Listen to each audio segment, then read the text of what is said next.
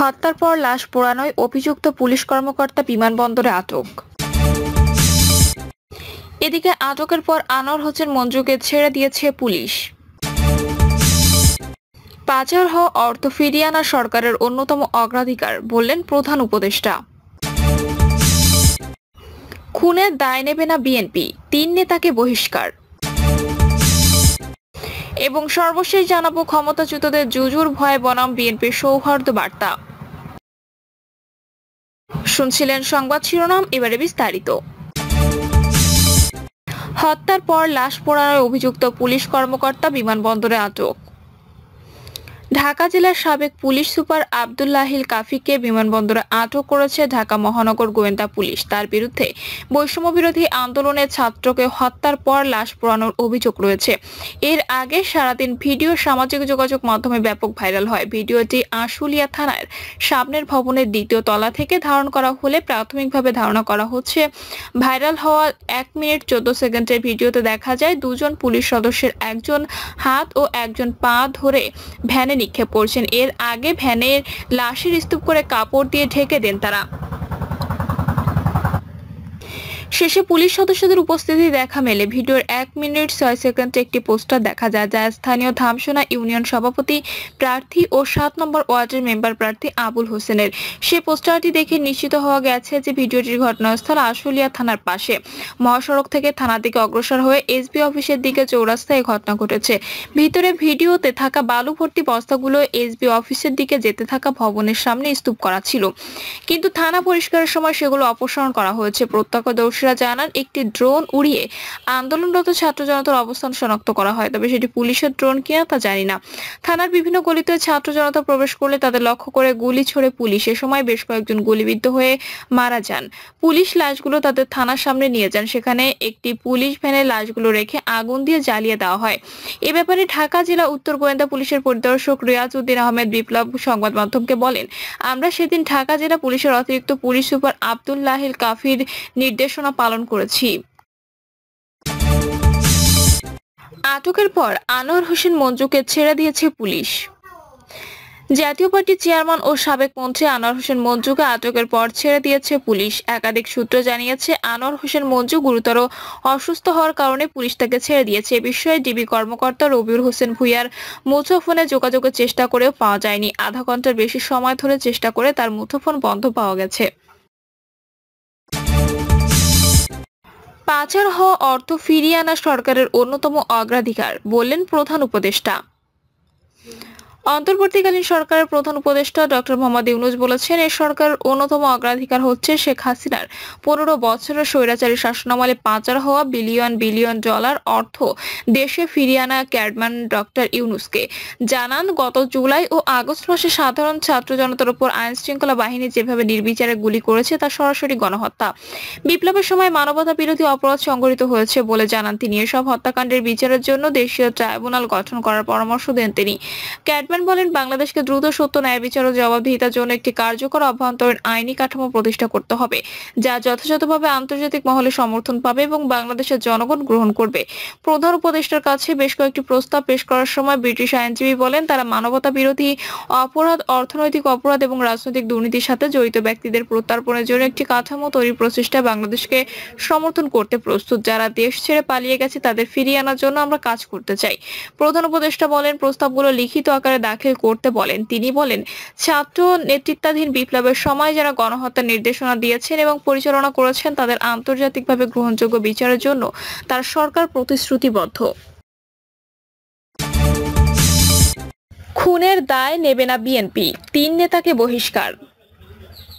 দলীয় শৃঙ্খলা পরিপন্থী কর্মকাণ্ডে জড়িত থাকার অভিযোগে নোয়াখালীর কোম্পানীগঞ্জ উপজেলায় 3 নেতাকে বহিষ্কার করেছে বিএনপি। সংবাদ বিজ্ঞপ্তিতে বলা হয়, দলীয় শৃঙ্খলা পরিপন্থী কাজে জড়িত থাকার সুনির্দিষ্ট অভিযোগের ভিত্তিতে নোয়াখালী জেলার কোম্পানীগঞ্জ উপজেলা বিএনপির আহ্বায়ক কমিটির যুগ্ম আহ্বায়ক আনিসুল হক, সদস্য মোহাম্মদ ইসমাইল ও সদস্য মোহাম্মদ শাহাব উদ্দিনকে বাংলাদেশ জাতীয়তাবাদী দল বিএনপি প্রাথমিক সদস্য সহ সকল পর্যায়ের পদ থেকে বহিষ্কার করা হয়েছে। তবে বহিষ্কারের বিষয়ে মন্তব্য জানতে তাদের একাধিকবার ফোন দিলেও তারা সেই রিসিভ করেনি। নাম প্রকাশে অনিচ্ছুক নোয়াখালী জেলার এক বিএনপি নেতা বলেন, বিএনপি নেতা আব্দুল মহিন তোতা হত্যাকাণ্ড জড়িত থাকার অভিযোগ ওঠায় কোম্পানিগঞ্জ উপজেলা বিএনপির আহ্বায়ক কমিটির সদস্য আনিসুল হক, চর এলাহির সাবেক সভাপতি মোহাম্মদ ইসমাইল ও বর্তমান সাধারণ সম্পাদক মোস্তাফিজুর রহমানকে দল ও পদ থেকে বহিষ্কার করা হয়েছে। ক্ষমতাচ্যুতদের জুজুর ভয় বনাম বিএনপির সৌহার্দ্য বার্তা। বক্তব্যটি 2018 সালে অনুষ্ঠিত জাতীয় নির্বাচনের আগের আওয়ামী লীগের প্রবীণ নেতা তোফায়েল আহমেদ দলীয় নেতাকর্মীকে সতর্ক করে বলেছিলেন, ক্ষমতাচ্যুত হলে প্রথম দিনেই আওয়ামী লীগের 1 লাখ লোক মারা যাবে। আওয়ামী লীগের সাধারণ সম্পাদক ওবায়দুল কাদেরও বিভিন্ন সময়ে অনুরূপ বক্তব্যে দলীয় নেতাকর্মীকে জুজুর ভয় দেখিয়েছেন। প্রসঙ্গের অবতারণা করলাম মূলত 5ই আগস্টের বিপ্লবোত্তর বাংলাদেশে যে আওয়ামী লীগের 1 লাখ লোক হত্যার শিকার হয়নি তা স্মরণ করিয়ে দেওয়ার জন্য।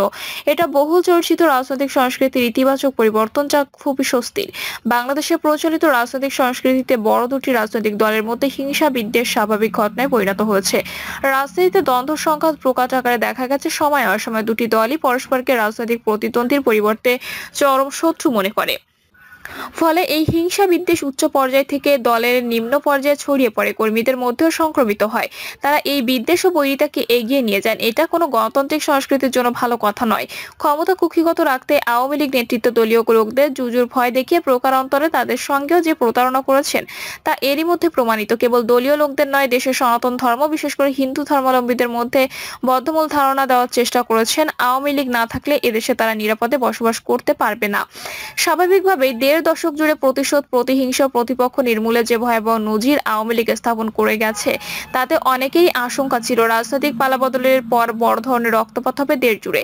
কিন্তু সে আশঙ্কা মিথ্যা প্রমাণিত হয়েছে। বিচ্ছিন্নভাবে কিছু সহিংস ঘটনা ঘটলেও অন্তর্বর্তীকালীন সরকারের কঠোর অবস্থান এবং বিএনপি জামায়াত নেতৃত্বে দায়িত্বশীল ভূমিকার সংঘাত সহিংসতার ব্যাপকতা এড়ানো গেছে। শীর্ষস্থানীয় একটি ইংরেজি দৈনিকে কয়েকদিন আগে বিএনপি মহাসচিব মির্জা ফখরুল ইসলাম আলমগীরের সাক্ষাৎকার প্রকাশিত হয়েছে। সাক্ষাৎকারে একটি প্রশ্ন ছিল এরকম, শেখ হাসিনা বিরোধী আন্দোলনে প্রায় 550 মানুষ মারা গেছে এবং যার অধিকাংশ আইন শৃঙ্খলা রক্ষাকারী বাহিনীর হাতে, কিন্তু শেখ হাসিনা পদত্যাগে বাধ্য হওয়ার পরও প্রায় 200 মানুষ মারা গেছে এবং যেগুলোকে বলা হচ্ছে প্রতিহিংসার বলে। এই বিষয়টিকে আপনি কিভাবে দেখেন? পত্রিকাটি কিসের ভিত্তিতে এ ধরনের পরিসংখ্যান দিল তা বোঝা গেল না। তবে প্রশ্নোত্তরে বিএনপির মহাসচিব মির্জা ফখরুল ইসলাম আলমগীর যথার্থভাবে বলেছেন, যা হয়েছে সেটিকে বিপ্লব পরবর্তী বলা ঠিক হবে না। এগুলো হয়েছে বিপ্লবের মুহূর্তে। বিপ্লব পরবর্তী যখন অন্তর্বর্তী সরকার দায়িত্ব নিয়েছে তারপর একটিও এমন ঘটনা ঘটেনি। বিএনপি মহাসচিব আলোচ্য সাক্ষাৎকারে প্রতিশোধ, প্রতিহিংসার রাজনীতির পরিবর্তে সৌহার্দ্য, ভালোবাসা, সুসম্পর্কের বার্তা দেন। আওয়ামী লীগকে নিষিদ্ধ না করার পক্ষে দলীয় অবস্থান স্পষ্ট করেন। দখল, দলীয়করণ, হাওয়া ভবনের সঙ্গে আয়নাঘরের তুলনা সহ বিএনপিকে আওয়ামী লীগের সঙ্গে তুলনা করাটা ইনজাস্টিস বলে প্রত্যাখ্যান করেন। তিনি মনে করেন বিএনপিকে হেয় করার জন্য কতিপয় প্রতিষ্ঠান ও ব্যক্তি নেগেটিভ ন্যারেশন দিয়ে থাকে। সংস্কারের প্রস্তাব যথার্থভাবে মির্জা ফখরুল রাজনৈতিক দল ও অংশীজনের সঙ্গে সংলাপের ওপর জোর দিয়েছেন। দেশের প্রচলিত রাজনৈতিক সংস্কৃতিতে পরিবর্তনের অঙ্গীকার ও প্রত্যাশা ব্যক্ত করে তিনি বলেছেন, একটি সিস্টেম অবশ্যই দাঁড় করাতে হবে, সেখানে শান্তিপূর্ণভাবে ক্ষমতা হস্তান্তর হবে। গণঅভ্যুত্থানে শেখ হাসিনা ও আওয়ামী লীগ নেতাকর্মীর পলায়নের পর বিএনপি নেতাকর্মী ও সব দখল করে নিচ্ছেন বলে যে ঢালাও অভিযোগ করা হচ্ছে তা নাকচ করেন মির্জা ফখরুল। এ সংক্রান্ত প্রশ্নের উত্তরে তিনি বলেন, এটা দুঃখজনক। একজন ব্যক্তি হয়তো বিএনপির সঙ্গে যুক্ত, কিন্তু সে যখন এগুলো করে তখন দল থেকে কোনো সমর্থন পায় না। কিছু ঘটনায় আমরা ইতোমধ্যে দলীয় ব্যবস্থা নিয়েছি, দল থেকে বহিষ্কার করেছি। বিএনপি দখলদারিত্ব হিসেবে যে প্রচারণা, এটাতে তার আপত্তির কথাও জানান। বিএনপির ভারপ্রাপ্ত চেয়ারপারসন তারেক রহমানও খুব তাৎপর্যপূর্ণ বক্তব্য দিয়েছেন। আগামী নির্বাচন ইতিহাসের অন্যতম কঠিন পরীক্ষা নির্বাচন হবে বলে নেতাকর্মীকে সতর্ক করেছেন। এজন্য নেতাকর্মীকে সব প্রশ্ন বিতর্কের ঊর্ধ্বে থেকে ঐক্যবদ্ধভাবে কাজ করতে বলেছেন। বিএনপির নাম ভাঙিয়ে অপকর্মে লিপ্ত দুষ্কৃতকারীদের দলে ঠাঁই হবে না বলেও হুঁশিয়ারি দিয়েছেন তিনি। এই বার্তা তৃণমূল পর্যায়ে পৌঁছে দিতে মাঠ নেতাদের সঙ্গে ধারাবাহিক মত বিনিময় করেছেন। বিএনপির শীর্ষ নেতৃত্বের এই কঠোর অবস্থান আশাব্যঞ্জক। সংস্কার কার্যক্রম প্রলম্বিত হয়ে জাতীয় নির্বাচন বিলম্বিত হলে পুরো সময় বিএনপি নেতাকর্মীর তীক্ষ্ণ নজরদারি ও গভীর পর্যবেক্ষণ থাকতে হবে। এ নজরদারি যেমন দেশি বিদেশি মিডিয়া করবে, তেমনি নাগরিক সমাজ, জাতীয় আন্তর্জাতিক পর্যবেক্ষক এবং ক্ষমতার নিয়ামক শক্তিগুলোর পক্ষ থেকেও হবে।